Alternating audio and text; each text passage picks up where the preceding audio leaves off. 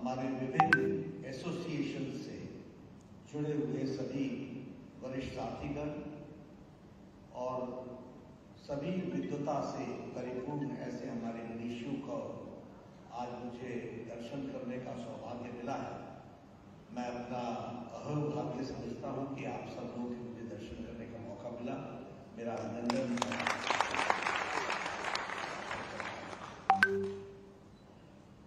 अभी सुनील जी चर्चा कर रहे थे और उन्होंने कहा कि संवाद है। मैंने सोचा कि पहले आपकी तरफ से कुछ आएगा फिर मैं कुछ बोलूँगा, पर ऐसा हुआ नहीं। तो लेकिन इन्होंने कुछ बातें जरूर की संवाद की दृष्टि से और इन्होंने कुछ बातों को हम सबके बीच में रखा। उसी को मैं कड़ी और के रूप में लेते हुए अपनी बात को प्रारंभ करता हूँ, क्योंकि आप सब लोग काशी शहर सांस्कृतिक नगरी, आध्यात्मिक नगरी, एक दुनिया को दृष्टि दिशा देने वाली नगरी, विद्वता से परिपूर्ण नगरी और जहाँ जिसकी संस्कृति विरासत में मिली हो, ऐसे लोग जो बहुत संवेदनशील भी हैं और सारी चीज़ों को अपने साथ आत्मसात करते हुए पूरी विवेचना के साथ रखते हैं, उसमें मैं भी कुछ थोड़ा सा आज चुनाव के संध्या पर आप सबके साथ चर्चा करना चाहूँगा।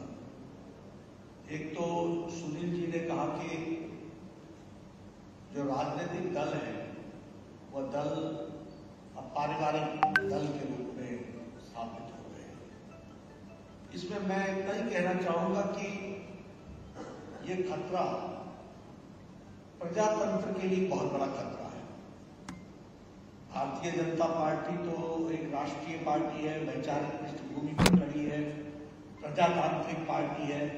इसको संभालने वाले, देखने वाले और इसको आगे बढ़ाने के लिए जहां मोदी जी का नेतृत्व है वहां इसका बढ़ना, अग्रसर होना ये स्वाभाविक है।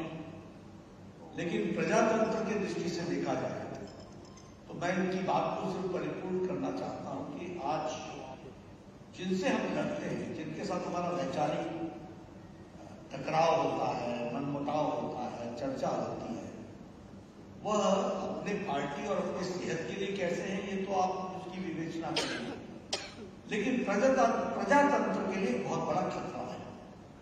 और जब मैं प्रजातंत्र के लिए खतरा बोलता हूं तो मैं इसमें इंडियन नेशनल कांग्रेस को भी दोषी मानता हूं, क्योंकि राष्ट्रीय पार्टियों को जो रीजनल एस्पिरेशंस को अपने साथ समावेश करना था, उस समावेश करने में वह अधूरे रहे, उन्होंने उनकी कल्पना नहीं की और धीरे धीरे नेशनल पार्टीज के नाम की पार्टियां गौण होती गई और रीजनल पार्टी स्थापित हुई और रीजनल पार्टीज धीरे धीरे पारिवारिक पार्टियां बनी।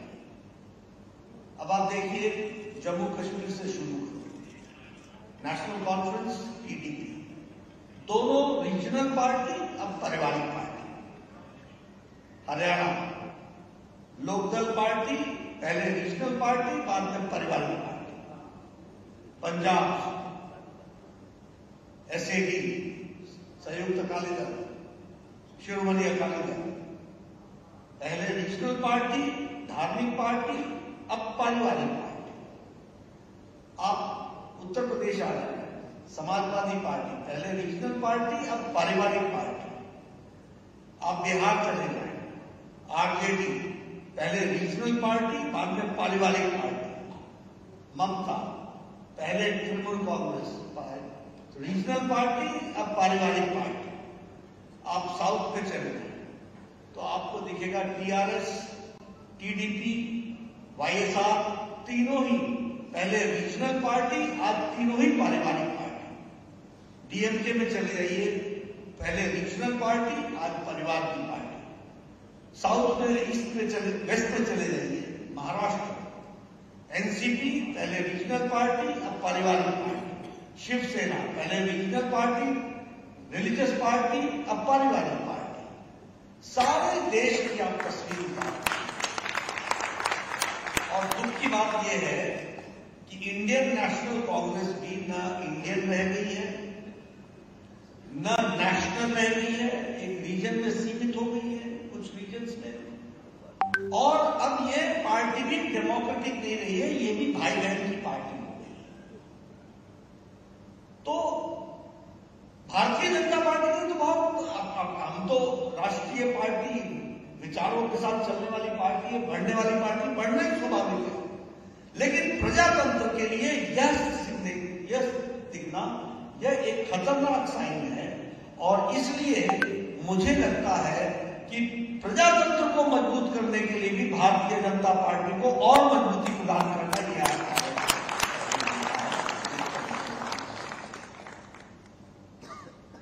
अभी संवाद में इन्होंने कहा कि मैं हमेशा मुस्कुराता रहता हूं, इस पर कुछ न कुछ तो, हालांकि मैं सीरियस विषय से थोड़ा लाइट विषय पर आ रहा हूं, लेकिन भैया मेरे, मैं 18 करोड़ की पार्टी का अध्यक्ष हूं, और मैं नहीं हूं, हम हूं। हम और तुम में अंतर नहीं है, तो मुझे फिर मुस्कुराना ही मुस्कुराना है। अकेले कहां? मैं कई बार बोलता हूँ, 18 करोड़ की पार्टी, हम अकेले कहां नहीं? सब मिलकर के कुछ फैसला करते हैं तो उसको आगे बढ़ाने में देर किस बात की होती है? दिक्कत क्या आएगी? कोई दिक्कत नहीं आती।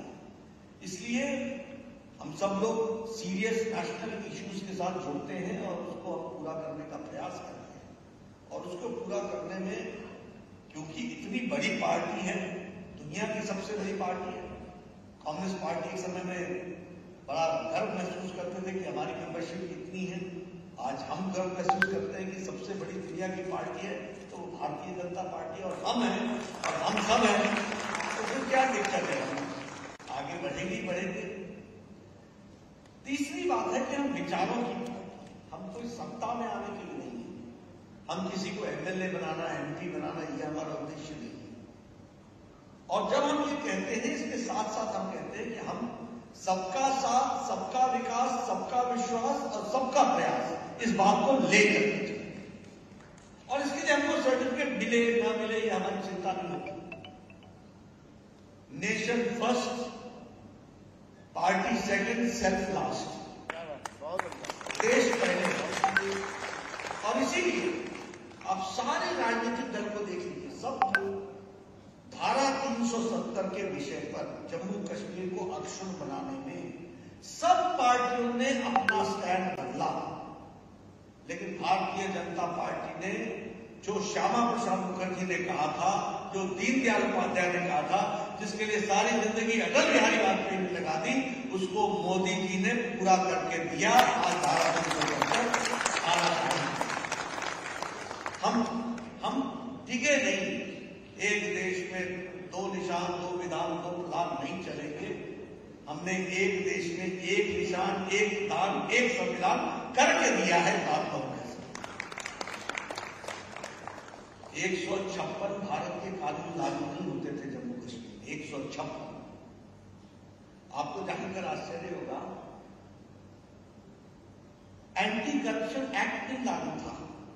किए चलो भ्रष्टाचार, केंद्र सरकार का फंड आए, खाए जाओ, कोई पूछने वाला नहीं है। आपको जानकर आश्चर्य होगा, महिला उत्पीड़न का कानून लागू नहीं था जम्मू कश्मीर में। आपको आश्चर्य होगा कि बच्चों के साथ दुर्व्यवहार करना, पॉस्को का कानून लागू नहीं था जम्मू कश्मीर में। आपको आश्चर्य होगा कि हमारे ट्राइबल भाइयों को राजनीतिक आरक्षण नहीं था। आपको आश्चर्य होगा कि वहां पर हमारे दलित भाइयों को सिवाय सफाई कर्मचारी छोड़कर कोई सरकारी नौकरी नहीं लग सकती थी। There was no reservation. ये जम्मू कश्मीर भारत का अभिन्न अंग था। आज धारा 370 को धाराशाही करके मुख्य धारा में जम्मू कश्मीर को लाए हैं। तो हम टिके नहीं, हम वो नहीं करें। अवश्य आप कीजिए, रामलला हम आएंगे, मंदिर वहीं बनाएंगे, अगर हमने कहा तो समाजवादी पार्टी ने राम भक्तों पर गोली चलाई, कांग्रेस पार्टी ने अटकाया, भटकाया, लटकाया, सब कुछ किया। लेकिन जब मोदी जी की सरकार आपने बनाई तो सुप्रीम कोर्ट ने सर्वसम्मति से जो फैसला दिया, उस फैसले को अक्षरशः इंप्लीमेंट करने का काम नरेंद्र मोदी जी की सरकार कर रही है। अब भव्य राम मंदिर, देखिए हर एक कोई अपने अपने दृष्टि से देखता है। मैंने कल भी चर्चा में कहा था, ये 3 तलाक, ये 3 तलाक का कानून आपको जानकर आश्चर्य होगा, पाकिस्तान में लागू नहीं है, मुस्लिम देश है। ये 3 तलाक का कानून अफगानिस्तान में लागू नहीं है, बांग्लादेश में लागू नहीं है, अब सीरिया में लागू नहीं है, अब ईरान में लागू नहीं है, इराक में लागू नहीं है, इंडोनेशिया बहुतायत मुस्लिम देश है, लागू नहीं है। लेकिन हमारे देश में 13वीं शताब्दी का कानून लागू था और सुप्रीम कोर्ट के कहने के बाद भी तुष्टीकरण की राजनीति के से दबे हुए लोग, नेता लोग इस पर फैसला नहीं कर पा रहे थे। आज मोदी जी ने, आपने मोदी जी को ताकत दी, मोदी जी ने 3 तलाक को सदा सदा के लिए समाप्त कर दिया और लगभग 11 से 12 करोड़ मुस्लिम बहनों को आजाद किया। और एक आंकड़े आपको बता देता हूं, पिछले 2 साल में 2019 में एक कानून आया और 2021-22 के रिव्यू में 3 तलाक की घटनाएं 80% घट गई हैं, 80%, 80%। अब इससे बड़ा उदाहरण सबका साथ, सबका विकास, सबका विश्वास, सबका प्रयास, इससे ज्यादा क्या हो सकता है? इससे ज्यादा महिला सशक्तिकरण क्या हो सकता है?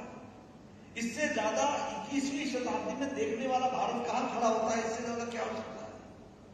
इसलिए मैं कई बार कहता हूं कि वोट कई बार हम लोग इस तरीके से दे देते हैं, ये मेरा भाई है, ये मेरी जाति का है, ये मेरा सोचने वाला है, ये मेरे गंगा की इस पार का है, या गंगा के उस पार का है, ये मेरे गांव का है, ये मेरा भतीजा है, ये मेरा फरीक है।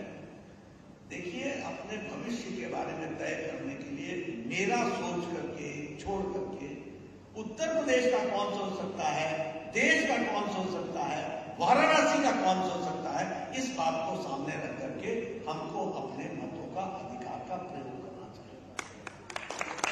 और इसलिए मैं आपसे मांगने आया हूं कि आपने अपना वोट योगी जी के हाथों को मजबूत करना है और मोदी जी के काम को मुहर लगाना है, इस बात का वोट है, इसको हमको समझना चाहिए। और यहां बैठे लोग, मैं जानता हूं कि आप सब लोग कमल पर ही वोट डालेंगे, क्योंकि आप इतने प्रेम से आके शांतिपूर्ण ढंग से बैठे हैं, तो जब आपको इतना इस पार्टी से लगाव है तो आपका वोट तो मिलेगा ही। लेकिन आपके वोट से के साथ साथ मैं आपके माध्यम से उन हजारों लोगों का वोट चाहता हूं, क्योंकि आप अकेले नहीं हैं, आप विद्वता के भंडार हैं और आपके बताए रास्ते पर चलने वाले हजारों लोग हैं, उन तक आपका संदेश पहुंचना चाहिए। ये आपसे अब विकास की दृष्टि से आप भी बनारस पहले से जानते हैं, हम भी बनारस पहले से जानते हैं और उत्तर प्रदेश को भी अच्छे तरीके से जानते हैं। मतलब नाली में पानी बहे, ये एक न्यूज होता था, नाली से बाहर पानी बहे ये न्यूज नहीं होती थी, ये कॉमन बात थी।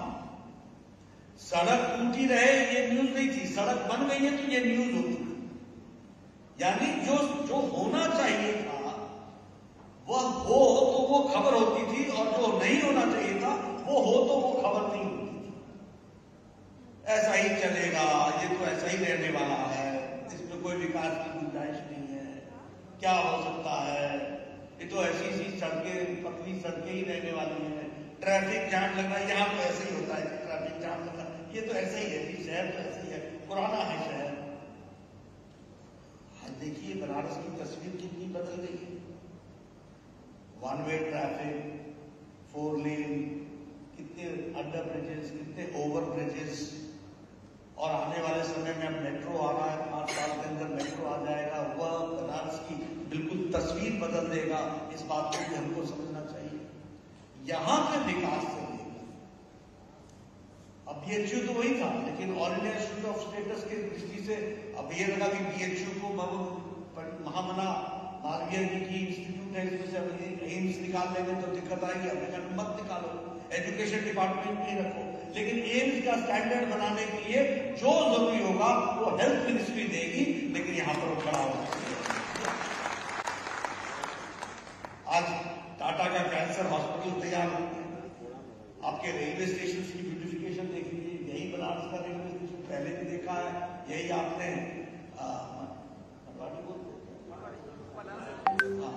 सारे रेलवे स्टेशन को आप देखिए, सब रेलवे स्टेशन की का परिवर्तन जिस तरीके से हो रहा है।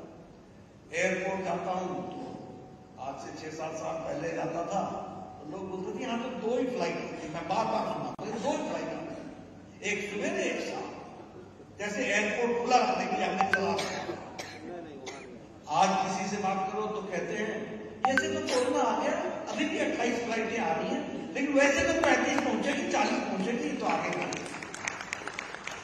अब ये इंटरनेशनल एयरपोर्ट इसका बनना, जेवर का बनना, जेवर का इंटरनेशनल एयरपोर्ट 4 साल में तैयार हो जाएगा, एशिया का सबसे बड़ा एयरपोर्ट होगा और दुनिया का 5वां सबसे बड़ा एयरपोर्ट होगा जेवर भी। अयोध्या इंटरनेशनल एयरपोर्ट बन गया, कुशीनगर इंटरनेशनल एयरपोर्ट बन गया। मतलब जो शिव भक्त आना चाहेगा काशी दुनिया के किसी भी कोने से सीधा आ सकता है। जो राम भक्त आना चाहेगा अयोध्या सीधे पहुंच सकता है।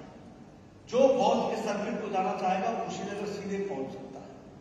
ये परिवर्तन लखनऊ इंटरनेशनल एयरपोर्ट बन ही गया है, 5 इंटरनेशनल एयरपोर्ट। और मुझसे कई बार कोई लोग बोलते हैं तो मैं हमेशा ही बोलता हूं कि देखिए जमाना बदल रहा है। मोदी जी की सोच देखिए, हवाई चप्पल पहनने वाले को हवाई जहाज की सवारी करानी है, ये हमारा उद्देश्य है। कॉमन मैन की सवारी। तो ये विकास के एक नए आयामों को हम टच करना चाहते हैं। उत्तर प्रदेश में कभी सोच सकता था एक्सप्रेस हाईवेज होंगे, 4 लेन 6 लेन, कभी सोच सकता था? कभी नहीं सोचा कि उत्तर प्रदेश में 4 लेन 6 लेन होंगे, इस तरीके की कभी किसी ने कोई कल्पना नहीं की। आजकल कोई गोरखपुर लिंक एक्सप्रेस वे, कोई गंगा एक्सप्रेस लिंक वे, कोई बुंदेलखंड एक्सप्रेस लिंक वे, कोई उत्तर प्रदेश का और एक एक्सप्रेस लिंक वे है जो प्रयागराज तक जोड़ने वाला है। यानी हर दृष्टि से और कॉरिडोर बनाकर उनको जोड़ने का काम करने की बात हुई है। अब मैं तो ये मानता हूं कि यह विकास की गंगा है, ये सड़क नहीं है, ये विकास की गंगा है। अब बिपिन रावत इंडस्ट्रियल कॉरिडोर बुंदेलखंड में आ रहा है, ब्रह्मोस लखनऊ में बनने लगे, उसी तरीके से इंडस्ट्रियल कॉरिडोर हो रहा है।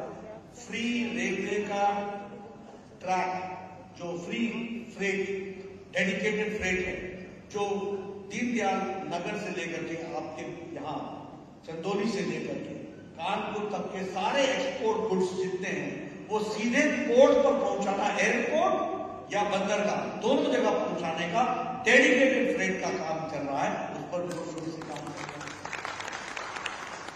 अब ये कई बार लोग चर्चा कर लेते हैं।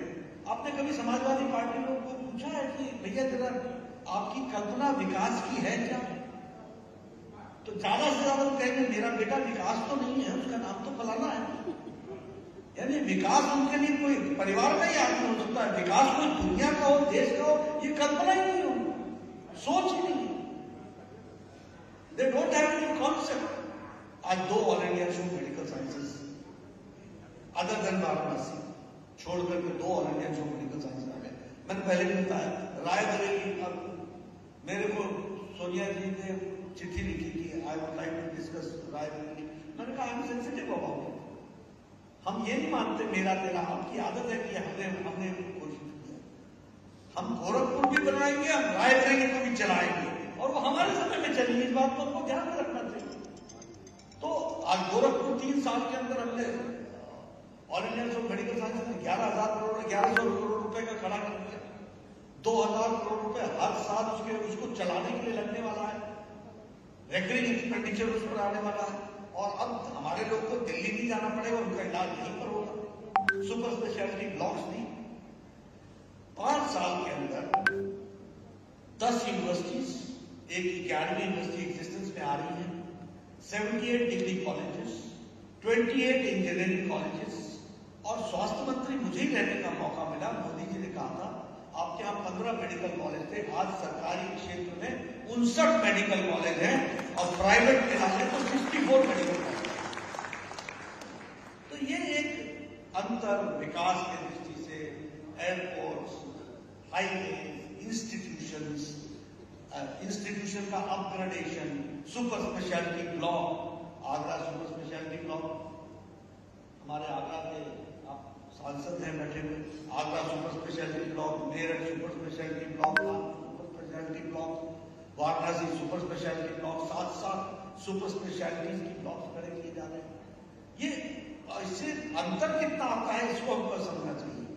अगर किसी को मान लीजिए आज से पहले नेफ्रोलॉजी के लिए जाना पड़ता, नेफ्रोलॉजी पहले तो ये शब्द ही समझ में नहीं आता, नेफ्रोलॉजी हुआ क्या, ये बीमारी किस किस्म की होती है, कहाँ जाना पड़ेगा। आज आपके यहाँ पर उसकी सुपर स्पेशलिटी खड़ी हो गई है।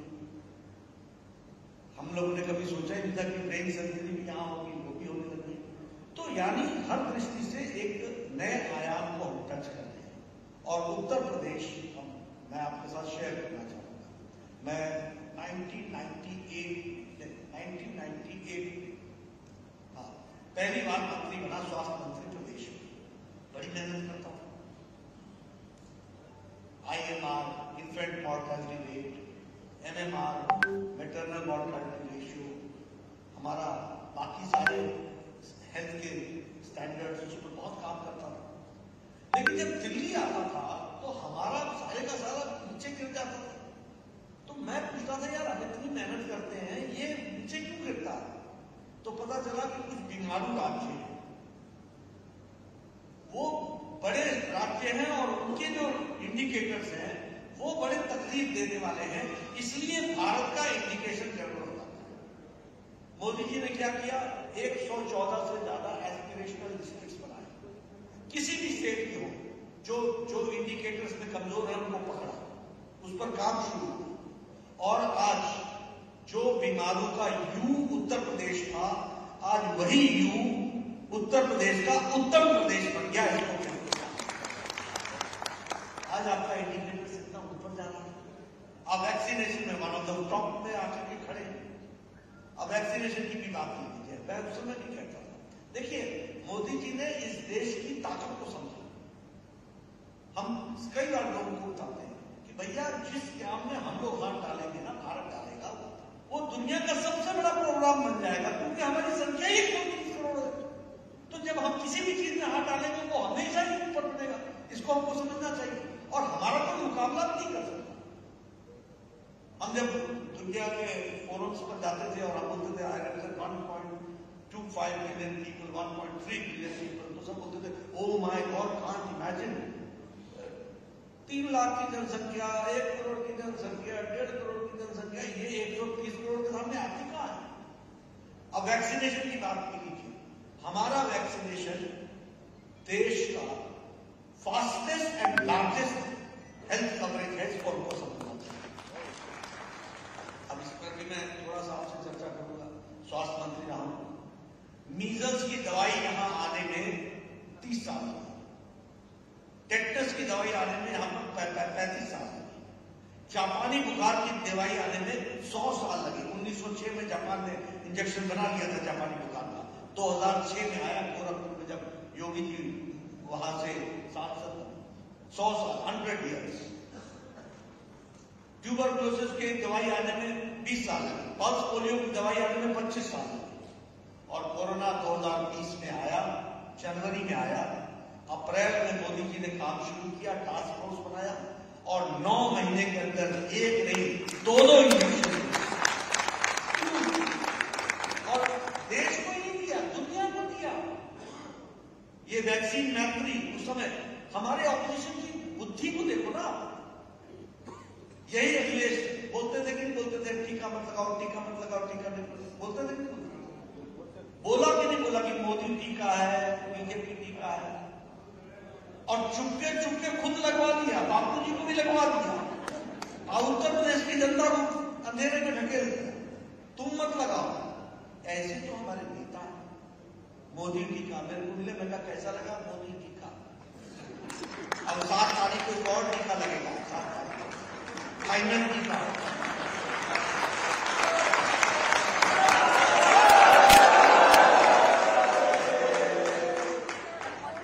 लेकिन इन लोगों को देखो ना, ये कैसी राजनीति करते हैं। फिर बोलने लगे वैक्सीन दो, वैक्सीन दो, वैक्सीन दो। फिर बोलने लगे कि हमको इंडिया से नहीं रहेंगे, हम तो फाइजर का खरीदेंगे, हमको तो दुनिया से बात करने दो, दुनिया से बात करने दो। 5 दिन बाद बोलने लगे आप ही दे दो, 10 दिन बाद बोलने लगे मुफ्त दे दो। आप इनकी राजनीति देखो ना। मोदी जी ने कहा कि पहला वैक्सीन हेल्थ वर्कर को लगेगा, अपने क्यों नहीं लगवाया, अपने क्यों नहीं लगवाया, कहा कि नहीं कहा। अब याद करो इनको, इनको देखो जैसे स्कूल में छोटे हम बच्चे होते थे ना, तो जो हारने वाला होता था ना वो बार बार बोलता था बैट टेढ़ा है, हॉकी टेढ़ी है, गोल पोस्ट टेढ़ा है। अरे तुम्हारी दृष्टि टेढ़ी है यार, उसको बोलो ना, उसके कारण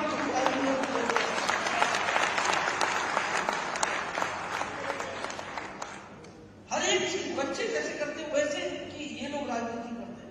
याद दिलाने लगूं आपको इनकी करतूतें, तो आपके ध्यान में आएगा कि इन्होंने राजनीति में प्रदेश के साथ और देश के साथ कितना अन्याय किया, हर दिन करते हैं और धोखे में डालते हैं और जनता को गुमराह करते हैं। ये ऐसे लोगों को जवाब देना ये हमारा काम है। अब जब हम बात करते हैं गांव, गरीब, वंचित, पीड़ित, शोषित, दलित, तो सिर्फ करने के लिए नहीं करते हैं, एम्पावर कर रहे हैं, ताकत दे रहे हैं। और मोदी जी का कहना है कि हम लोगों को ताकत प्रदान करेंगे। और आप देखिए, मैं तो कई बार कहता हूं, इन लोगों के साथ बात करता हूं तो मैं कहता हूं इन लोगों के साथ बड़ा अन्याय हुआ है, चांदी के चम्मच के साथ पैदा हुआ है। इनको ना गरीबी मालूम है ना गरीब मालूम। जनधन खाते का मजाक उड़ाया, इनको मालूम नहीं था कि 130 करोड़ के देश में बैंक के खाते और बैंक की दहलीज को पार करने वालों की संख्या सिर्फ 3.25 करोड़ है। 130 करोड़ हमारी पॉपुलेशन। और मिसेस गांधी से लास्ट में गरीबी हटाओ, गरीबी हटाओ, गरीबी हटाओ। गरीब कैसे हटेगा? मोदी जी ने पता किया तो पता चला कि 2 कारण है। तो गरीब पैसा नहीं दे सकता बैंक में जमा करने के लिए, उसके पास इतना पैसा ही नहीं है। दूसरा, उसको गारंटर नहीं मिलता। तो मोदी जी ने कहा कि भैया तुमको पैसा देना नहीं है, तुम्हारे खाते में हम पैसा डालेंगे, तुम 0 अकाउंट से बैंक अकाउंट करो। दूसरा, तुम्हारा गारंटर मोदी होगा, नरेंद्र मोदी होगा, भारत सरकार होगी, तुमको कोई बैंक में खाता खोलने से रोक नहीं सकता। आज लगभग 20 करोड़ लोग हमारे बैंक के खाते के कारण 20 करोड़ बहने, उनको कोरोना के दौरान 500 पर महीने 3 महीने तक उनके खाते में पहुंचाने का काम मोदी जी ने किया, ताकि उनका चूल्हा जल सके, परिवार चल सके, इसकी व्यवस्था की। तो बैंक अकाउंट खोलवाने का अर्थ क्या है? आज प्रधानमंत्री आवास योजना है। ये प्रधानमंत्री आवास योजना को आप उठा करके देखो। पहले यही राजीव गांधी बोलते थे कि मैं 1 रुपया देता हूं तो 85 पैसे बीच में खर्च हो जाते हैं। अब मोदी जी कहते हैं कि मैं 1 रुपया बैंक में डालता हूं, 100 का 100 पैसा सीधे आपके खाते में जाता है, न कोई दलाल, न कोई बिचौलिया, न कोई। अब ये है बढ़ता भारत, ये परिवर्तित आता भारत। आप सोचिए, हम लोग तो देखो शहर में हैं, हम लोग को तो बहुत अच्छी सुविधा मिली, हमारे कभी जहन में भी नहीं आता होगा। राम मनोहर लोहिया जी ने 1960 में कहा कि मुझे शर्म आती है कि इस देश में जब मैं गांव की तरफ से गाड़ी मेरी जाती है तो बहनें झुंड की झुंड अपने दैनिक नित्य कर्म के लिए खेतों में जा रही होती है। And what was the number? More than 11 crore. यानी 130 करोड़ के देश में अगर 11 करोड़ लोग, यानी 11 करोड़ फैमिली होगी, तो एक फैमिली में कम से कम 2 लेडीज किया होगी। तो आप समझिए कि लगभग 22 से 23 करोड़ बहनें वह प्रतिदिन अपने दैनिक क्रिया के लिए सूर्योदय से पहले और सूर्यास्त का इंतजार करती होंगी। किस तरीके का वो आजादी का जीवन व्यतीत कर रही होंगी, इसको आप समझिए। और मोदी जी ने ओपन डेफिकेशन फ्री करके उत्तर प्रदेश को, जैसे प्रदेश को 11 करोड़ इज्जत घर बना करके 11 करोड़, ये बहुत बड़ा अंतर है। Ayushman Bharat, more than 2000 procedures, जो जीवन की ये बहुत महत्वपूर्ण होती है। अब पहले किसी का हार्ट का ऑपरेशन आ गया, समझो मकान मिल जाता था गरीब का। आप बताइए, कोई रिक्शा वाला पाइल्स का तो करा नहीं पाता था, हार्ट का क्या कराएगा, मकान बिक जाता था। किसी को किडनी की प्रॉब्लम हुई तो हो गया, जिंदगी खत्म, सारी छूट। और बहुत लोगों को आपने देखा होगा, गरीब लोग बोलते थे डॉक्टर ने बोला घर में रहो, घर में रहो। अब इलाज का पैसा नहीं तो घर में रहो, डॉक्टर बोलेगा और क्या बोलेगा। आज मोदी जी ने 50 करोड़ लोगों को, 50 करोड़, 10 करोड़ 74 लाख परिवार, और ये परिवार जाति से नहीं, ये परिवार प्रोफेशन से। There are 12 types of profession, rickshaw वाला, ठेला वाला, रेडी वाला, फेड़ी वाला, सब्जी वाला, taxi driver, cleaner, barber, rag picker, कूड़ेदान से प्लास्टिक उठाता है। ऐसे गरीब लोगों को, 50 करोड़ लोगों को, परिवारों को 5 लाख रुपए का गंभीर बीमारी से लड़ने के लिए हर साल 5 लाख रुपए का हेल्थ कवर दिया है, और 2.5 करोड़ लोगों ने इसका लाभ भी ये जो बदलता भारत, ये 2.5 करोड़ लोगों ने फायदा उठा लिया। अब हम ये तो नहीं कहेंगे कि 5 लाख का इस्तेमाल करने के बीमार पड़ो, लेकिन किसी को बीमारी आ जाए और 50 करोड़ लोग अगर अपने पॉकेट में गोल्डन कार्ड मोदी जी का लेके चलते हो और हॉस्पिटल में मुफ्त इलाज कराते हो, और उसमें भी समझ लीजिए कि बनारस का आदमी अगर टाटा कैंसर हॉस्पिटल मुंबई में जाके इलाज कराता है तो सीधा मोदी जी का पैसा टाटा कैंसर हॉस्पिटल को जाएगा, उत्तर प्रदेश से कोई लेना देना नहीं होगा, सीधे उसको बैंक जाएगा। इस तरीके की व्यवस्था की गई। प्रधानमंत्री आवास योजना तय कर रखा है कि कोई भी फूस के मकान में नहीं रहेगा, झोपड़ में नहीं रहेगा, पक्का मकान में रहेगा, और उसमें एक रसोई घर होगा, गैस का चूल्हा होगा, बाथरूम होगा, उसमें नल होगा, रसोई में नल होगा, रहने के लिए अलग व्यवस्था होगी, और एम्पावरमेंट के लिए उसका मालिक मालकिन होगी, जो महिला होगी वो उसकी मालकिन बनेगी। ये महिला तो ऐसी कितनी योजनाओं को अगर हम गिनाएं, सारी योजनाओं को हम आपके सामने रखें, बहुत लंबा इस पर मैं वक्तव्य दे सकता हूं, लेकिन विमेन का एम्पावरमेंट, प्रधानमंत्री गरीब कल्याण अन्न योजना है। पिछली शती में जो महामारी आई थी तो बीमारी से ज्यादा लोग भूखमरी से मर गए थे। आज मोदी जी ने 2 वक्त की भोजन की व्यवस्था कराई और फ्री राशन, प्रधानमंत्री गरीब कल्याण अन्न योजना में सबको मुफ्त राशन देकर पूरी जनता को कोई भूखा न सोए, इसको सुनिश्चित किया है। तो मोदी जी ने सुनिश्चित किया यह, और योगी जी ने उसमें ऐड किया डबल इंजन का डबल फायदा, उसको वो भी हमको मिला। तो एक जिसको हम कहते हैं कि अब ये इश्यूज ऐसे हैं जिनके बारे में हमको सोचना पड़ेगा कि हम किस तरीके से इसको हम महिला एम्पावरमेंट कर रहे हैं, यूथ एम्पावरमेंट कर रहे हैं। इस बार का बजट जो आया है, 1 साल के अंदर 60 लाख लोगों को नौकरी मिलेगी। उत्तर प्रदेश जो 7वें नंबर पर खड़ा था, आज वह उत्तर प्रदेश आर्थिक जगत में दूसरे नंबर पर खड़ा है, और एक बार और आप वोट देंगे तो उत्तर प्रदेश पहले नंबर पर खड़ा होगा। ये विकास का, अब उत्तर प्रदेश की भी यही ताकत है, जो काम उत्तर प्रदेश अपने हाथ में लेगा वो देश का सबसे बड़ा प्रोजेक्ट बन जाएगा, क्योंकि उत्तर प्रदेश की संख्या ही 24 करोड़ की है, जनसंख्या ही इतनी बड़ी है। इसको जिस तरीके से आप प्रेजेंट करोगे उसका उस तरीके से लाभ मिलने वाला है। तो ये 60 लाख लोगों को नौकरियां मिलने वाली है, 25,000 करोड़ रुपए की सड़क बन रही है, 20,000 करोड़ रुपए उसमें खर्च होने वाले हैं, 3 करोड़ 80 लाख लोगों के घरों में 1 साल के अंदर नल से जल मिलेगा, इसकी व्यवस्था इस बजट में की गई है। लगभग 48,000 करोड़ रुपए खर्च करके 80 लाख मकान, पक्के मकान इस साल बनेंगे। ये इस साल के बजट में आपको बात बता रहा हूं। उत्तर प्रदेश का बजट देश का सबसे बड़ा बजट बन गया है। तो एक विकास के लिए योजनाओं तरीके से उसको आगे बढ़ाने का काम हम सब लोग कर रहे हैं, और इसको करने में आप सबका सहयोग मिले, आशीर्वाद मिले, ये भी हमको ध्यान रखना है। अभी हम लोगों ने तय किया है किसानों को जहाँ किसान सम्मान निधि में 2.25 लाख करोड़ रुपए खर्च किए। अब मैं इस पर भी आपको कहना चाहूंगा, ये चुनाव आता है ना, तो अब तो कांग्रेस पार्टी बेचारी 2-3 स्टेट, कुछ स्टेट्स में रह गई, कर्जा माफ करेंगे, कर्जा माफ करेंगे, कर्जा माफ। कितना बनता है कर्जा माफ? 57,000 करोड़ रुपए। 10 साल बाद तुम 57,000 करोड़ रुपए माफ, और वो भी माफ नहीं करते हो। राजस्थान, मध्य प्रदेश में नहीं कर पाए थे, लेकिन मोदी जी ने प्रधानमंत्री किसान सम्मान निधि में 10 करोड़ 50 लाख किसानों को 2-2 हजार रुपए हर तीसरे महीने देकर 10 किश्तों में 2.25 लाख करोड़ रुपए खर्च करके किसानों को सशक्तिकरण दिया है, उनको मजबूती दिया। तो इसलिए हर दृष्टि से विकास को आगे बढ़ाना, उसको पूरा करना वो चल रहा है। अभी बहनों को स्कूल में जाने के लिए प्लस 2 में पढ़ने वाले बहनों को मोपेड और स्कूटी दी जाएगी। नौजवानों के लिए 2 करोड़ को लैपटॉप, टैबलेट दिया जाएगा, कंप्यूटर दिया जाएगा ताकि वो विकास कर सके। This is enhancement, this is empowerment. ये लोगों का एम्पावरमेंट, यूथ का एम्पावरमेंट, किसान का एम्पावरमेंट, महिलाओं का एम्पावरमेंट, उनका सशक्तिकरण।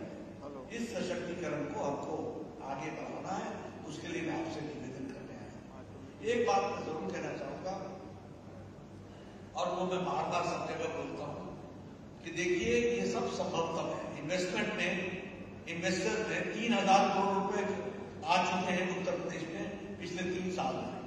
आपका टारगेट 4,000 करोड़ रुपए का आपने एमओयू साइन किया था, लगभग 1,100 समथिंग एमओयू साइन हुए हैं और 4,000 करोड़ रुपए की इन्वेस्टमेंट आनी थी, 3,000 करोड़ रुपए की इन्वेस्टमेंट आ गई है। और अगले 5 सालों में हम उत्तर प्रदेश को 10,000 करोड़ के इन्वेस्टमेंट पर ले जा रहे हैं, एक नए राज्य। लेकिन ये 10,000 करोड़ रुपए की इन्वेस्टमेंट के लिए क्या यहाँ लॉ एंड ऑर्डर सिचुएशन ठीक होनी चाहिए कि नहीं होनी चाहिए?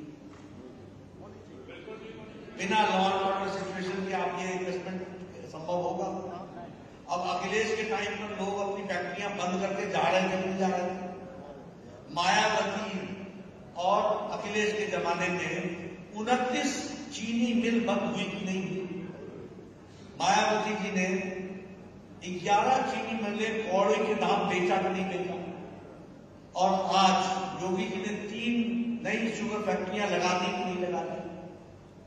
तो ये इन्वेस्टमेंट अगर बढ़ाना है तो लॉ एंड ऑर्डर सिचुएशन को ठीक करना पड़ेगा।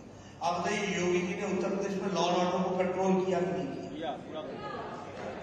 माफिया राज समाप्त हुआ कि नहीं हुआ? कल मैं बता रहा था 385 यही आजम खान, जिसको अखिलेश जी साहब करके बुलाते हैं, यही आजम खान दंदनाता था, यही आतिक अहमद दंदनाता था, यही मुख्तार अंसिल दंदनाता था। मैं कई बार लोगों से पूछता हूं कि भैया देखो, आदमी वही था, मुजरिम वही था, जुर्म वही था, सरकार अलग थी, वो उस समय दंदनाते थे, आप जेल में पहुंचे हुए कैसे हुए? इसलिए कि अखिलेश जी ने अपनी आंखों पे पट्टी बांध रखी थी और योगी जी ने आंखें खोल के बुलडोजर चला के अंसारी की 385 करोड़ रुपए की प्रॉपर्टी जब्त की है, अतीक अहमद की 328 करोड़ रुपए और आजम खान साहब सांसद होकर के जेल में पड़े हुए। ये आजम खान ये जेल में पड़े हुए, जिनको वो साहब करके बुलाते हैं। क्या लगती है आप? तो ये समझना पड़ेगा। और मैंने कल भी उदाहरण दिया था, मैं आज भी आप लोगों के सामने रख देता हूं। मैं मीडिया वालों को बार बार तारीख के साथ बताता हूं और मैं बोलता हूं, अखिलेश जी मेरे से पूछे मैं गलत बोल रहा हूं तो मुझे टोके, कोई टोकता नहीं है। और मैं उदाहरण सही बताता हूं, मैं आपके सामने फिर से बता देता हूं। चाहे गोलघर का बॉम्ब ब्लास्ट हुआ, चाहे आपके यहां कचहरी का बॉम्ब ब्लास्ट हुआ, जिसमें लखनऊ, वाराणसी और अयोध्या 3 जगहों पर बॉम्ब ब्लास्ट हुआ, चाहे श्रमजीवी ट्रेन में बॉम्ब ब्लास्ट हुआ, चाहे हमारे मुंबई के ट्रेन में बॉम्ब ब्लास्ट हुआ, चाहे सरोजनी नगर दिल्ली में गोविंदपुरी में बॉम्ब ब्लास्ट हुआ और सरोजनी नगर मार्केट में बॉम्ब ब्लास्ट हुआ और पहाड़गंज में बॉम्ब ब्लास्ट हुआ, फिर चाहे आपके वाराणसी में दशाश्वमेध घाट में बॉम्ब ब्लास्ट हुआ, फिर चाहे वो संकट मोचन में बॉम्ब ब्लास्ट हुआ। ये सारे बॉम्ब ब्लास्ट में लगभग 500 लोग मारे गए और 2000 लोग घायल हुए। इसमें 2 लोग पकड़े गए थे, एक का नाम था हाकिम तारिक कासमी और एक का नाम था खालिद मुजाहिद। मैं दोनों नाम बताता हूं। एक व्यक्ति जौनपुर का था, एक व्यक्ति आजमगढ़ का था। 26 अप्रैल 2012 को बतौर मुख्यमंत्री अखिलेश जी ने इन सारे आतंकवादियों के 15 केस वापस किए। आप बताइए ये रक्षक थे या भक्षक थे? इन्होंने आपकी रक्षा की या भक्षण की? ये मैंने आपको इतने केस गिना दिए, इन केस के मुजरिम का नाम बता दिया। इलाहाबाद हाईकोर्ट ने कहा ये केस वापस नहीं ले सकते हो। ये केस चलेगा और गोरखपुर के स्पेशल कोर्ट ने इनको 4 जिंदगियों तक आजीवन कारावास की सजा सुनाई, लेकिन अखिलेश जी ने इनको छुड़ाने का काम किया। दूसरी घटना बताता कि 2007 के 31 दिसंबर की रात और 2008 की 1 जनवरी की सुबह, ये दोनों दिन ये लोग उस समय रामपुर के एक उसमें जिसे हम कहते हैं सीआरपीएफ के कैंप में, उसमें AK-56 के साथ अटैक हुआ था। 7 लोग उसमें मारे गए थे। वहां एक आदमी पकड़ा था जिसका नाम था शहाबुद्दीन, वो बिहार का रहने वाला था। उस शहाबुद्दीन से पकड़ में 7 लोग 7 टेररिस्ट आए थे और उन्होंने इस दोष का जिम्मेवारी ली थी। 26 अप्रैल 2012 को अखिलेश जी ने उनको भी छोड़ने का काम किया। फिर इलाहाबाद हाईकोर्ट ने कहा कि आप छोड़ नहीं सकते हो, इनको आप रखो, इनके खिलाफ केस चलेगा। 4 लोगों को सजाए मौत हुई है और 3 लोगों को आजीवन कारावास हुआ है। अब मैं जानना चाहता हूं, ऐसे अखिलेश कभी मुख्यमंत्री बनेंगे उत्तर प्रदेश में? बनना है? बनाएंगे आप? इनका असली चेहरा मैं आपको बता रहा हूं। जिन लोगों को आतंकवादियों को बचाने में कोई गुरेज नहीं होती, जो लोग उनके साथ खड़े दिखते हैं। अभी अहमदाबाद हाईकोर्ट का फैसला आया, देश में पहली बार 38 लोगों को सजाए मौत सुनाई गई है। 38 लोगों को। उसमें एक मोहम्मद साहब है, आजमगढ़ का रहने वाला, उसके पिता का नाम है सदाब अहमद बिस्तर। वो श्रीमान अखिलेश जी के समाजवादी पार्टी का कार्यकर्ता है। गले मिल रहे हैं अखिलेश। आपको आतंकवादी गले मिलने के लिए मिलते हैं और कोई मिलता ही नहीं। यही आपके दोस्त है। मुजफ्फरनगर का दंगा हुआ, सुप्रीम कोर्ट ने झड़प लगाई कि सरकार नाम की चीज नहीं, अखिलेश मूक दर्शक रहा। उसके मुख्य अभियुक्त को आप परिवार सहित प्लेन से मुजफ्फरनगर से बुला करके अपने घर में लखनऊ में बिरयानी खिलाते हो। ये लॉ एंड ऑर्डर से मानेंगे क्या? 200 दंगे हुए अखिलेश जी के जमाने में और योगी जी के जमाने में एक भी दंगा नहीं हुआ है। इसलिए अगर हमें आप बताइए, माताएं बहनें सुरक्षित रहना है कि रहना है, व्यवस्थित होकर के आगे बढ़ना है कि नहीं बढ़ना है, उत्तर प्रदेश को आगे बढ़ना है कि नहीं बढ़ना है, तो रास्ता एक है। मोदी जी के काम को मुहर लगाइए, योगी जी को मजबूती प्रदान कीजिए और काशी से कमल खिला करके और पूरे पूर्वांचल से कमल खिला करके लोगों को आगे बढ़ाइए। और ये मैं अपनी पार्टी के लिए नहीं कह रहा हूं, ये उत्तर प्रदेश के लिए कह रहा हूं, ये देश के लिए कह रहा हूं। ये मैं आपके सामने बिल्कुल कन्विंस होकर के बोलता हूं। मेरे से पत्रकार पूछने आते हैं, मैं उनको सारे को ही बोलता हूं, देखो बुद्धि का सारे का सारा ठेका मैंने नहीं लिया, आप सब लोग बुद्धिमान हैं, लेकिन मेरी बात का जवाब दो। अगर मेरी बात का जवाब नहीं है तो फिर मेरी बात को मान लो। 2 में से तय करो ना, या तो मैं कहूं कि मैं आपकी बात मान लिया, या आप बोलो कि आप मेरी बात मान गए। बीच में तो नहीं कर सकते ना। तो उसी तरीके से मेरा ये कहना है कि यह चुनाव एक तरफ अपने भविष्य का चुनाव है,